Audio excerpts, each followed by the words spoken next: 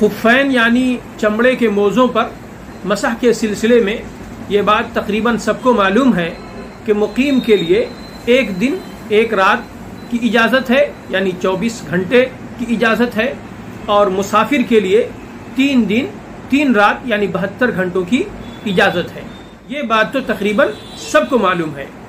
اب اس سلسلے میں 2 مسئلے ایسے آتے ہیں جو عام طور پر لوگ نہیں جانتے، تو مناسب معلوم ہوتا ہے کہ ان کی وضاحت کر دی جائے۔ پہلا مسئلہ تو یہ ہے کہ مسح کی یہ مدت کب سے شروع ہوتی ہے، یعنی کیا وضو کر لینے کے بعد جب آدمی خفین پہنتا ہے اسی وقت سے شروع ہوتی ہے، یا وضو کرنے کے بعد پہلی مرتبہ جب حدث لاحق ہوتا ہے اس وقت سے شروع ہوتی ہے۔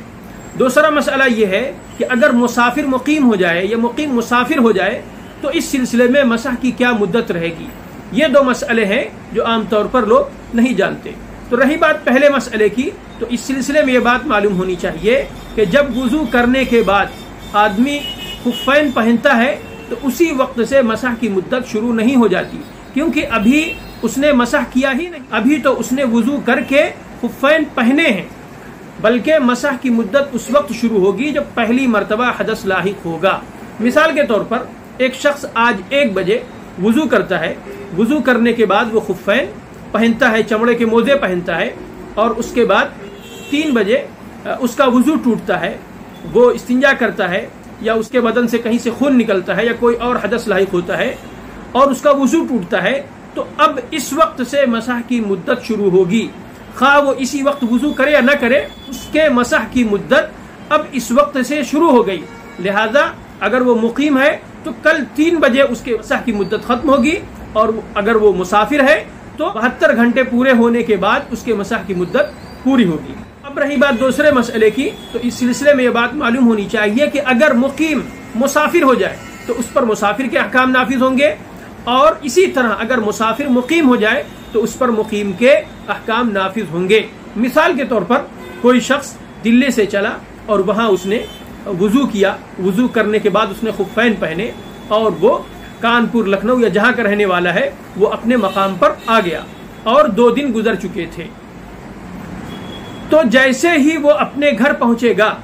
چونکہ 2 دن گزر چکے ہیں اور وہ مقیم ہو چکا ہے، اور مقیم کو صرف 24 گھنٹوں کی رخصت ہے، لہذا اب اس کے مسح کی مدت ختم ہو جائے گی۔ خلاصہ یہ ہے کہ اگر مسافر مقیم ہو جائے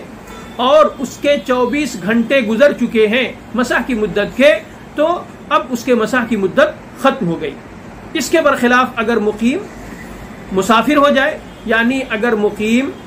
24 گھنٹے کے پورے ہونے سے پہلے حالت سفر میں ہو جائے، تو اب اس کے مسح کی مدت بڑھ جائے گی، اور یہ جو وقت گزرا ہے اس کو شامل کر کے اب اسے 3 دن 3 رات کی اجازت ملے گی۔ 3 دن 3 رات اب وہ اپنے خفین پر مسح کر سکتا ہے۔ اس میں ایک مسئلہ یہ بھی سمجھ لینا چاہیے کہ اگر مقیم کے 24 گھنٹے کی مدت ختم ہو چکی ہے، اس کے مسح کی مدت پوری ہو چکی ہے، اس کے بعد اس نے سفر شروع کیا ہے، اس کے بعد وہ مسافر ہوا ہے، تو اب وہ نئے سرے سے پاؤں دھلے گا اور نئے سرے سے مسح کی مدت اس کی شروع ہوگی۔ یہ جو حالت اقامت کی مدت ہے یہ حالت سفر میں شامل نہیں ہوگی۔ یہ مسئلہ خوب سمجھ لینا چاہیے۔ عام طور پر لوگوں کو اس مسئلے کی جانکاری نہیں ہوتی ہے، لہذا لوگ کنفیوژن کا شکار ہوتے ہیں۔ اس مسئلے کو خوب سمجھ لیں اور اس کے مطابق عمل کریں۔